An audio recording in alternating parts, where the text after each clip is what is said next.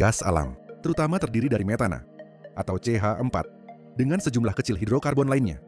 Gas ini terbentuk jutaan tahun yang lalu ketika organisme yang telah mati tenggelam ke dasar laut dan terkubur di bawah endapan batuan sedimen. Karena terpapar panas dan tekanan yang intens, organisme ini mengalami transformasi di mana mereka berubah menjadi gas selama jutaan tahun. Gas alam ditemukan di batuan bawah tanah yang disebut reservoir. Batuan ini memiliki ruang-ruang kecil yang disebut pori yang memungkinkan mereka menyimpan air dan gas alam dan terkadang minyak. Gas alam terperangkap di bawah tanah oleh batuan kedap yang disebut batuan penutup dan tetap berada di sana sampai diekstraksi. Gas alam dapat dikategorikan sebagai gas kering atau gas basah. Gas kering pada dasarnya adalah gas yang sebagian besar mengandung metana. Gas basah di sisi lain mengandung senyawa seperti etana dan butana selain metana.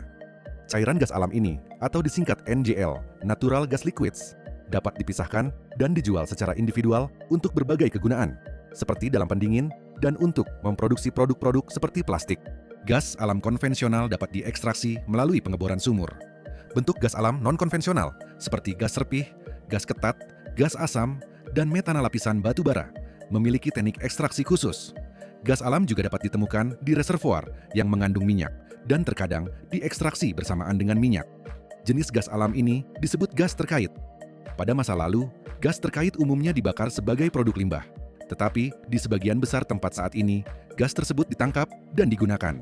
Setelah diekstraksi, gas alam dikirim melalui pipa kecil yang disebut jalur pengumpul ke pabrik pengolahan yang memisahkan berbagai hidrokarbon dan cairan dari gas alam murni untuk menghasilkan apa yang dikenal sebagai gas alam kering berkualitas pipa sebelum dapat diangkut.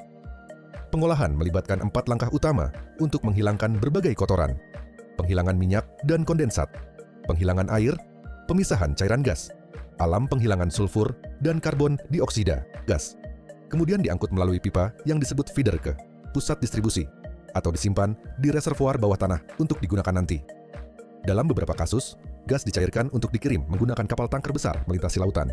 Jenis gas ini disebut gas alam cair atau LNG, Liquefied Natural Gas. Gas alam sebagian besar digunakan untuk pemanasan domestik atau industri dan untuk menghasilkan listrik. Gas ini juga dapat dikompresi dan digunakan untuk bahan bakar kendaraan, serta sebagai bahan baku untuk pupuk, sel bahan bakar hidrogen, dan proses kimia lainnya. Pengembangan gas alam, terutama di Amerika Serikat, telah meningkat sebagai hasil dari kemajuan teknologi dalam pengeboran horizontal dan rekahan hidrolik. Ketika gas alam dibakar, ada lebih sedikit emisi gas rumah kaca dan polutan udara jika dibandingkan dengan bahan bakar fosil lainnya. Faktanya, ketika digunakan untuk menghasilkan listrik, gas alam mengeluarkan sekitar setengah emisi karbon dibandingkan batu bara. Meskipun emisinya lebih sedikit, gas alam tetap merupakan sumber karbon dioksida. Selain itu, metana adalah gas rumah kaca yang sangat kuat, yang memiliki hampir 24 kali dampak CO2. Selama proses ekstraksi dan transportasi, gas alam dapat bocor ke atmosfer dan berkontribusi pada perubahan iklim. Kebocoran gas alam juga berbahaya bagi masyarakat sekitar karena gas ini tidak berwarna, tidak berbau, sangat beracun, dan sangat mudah meledak.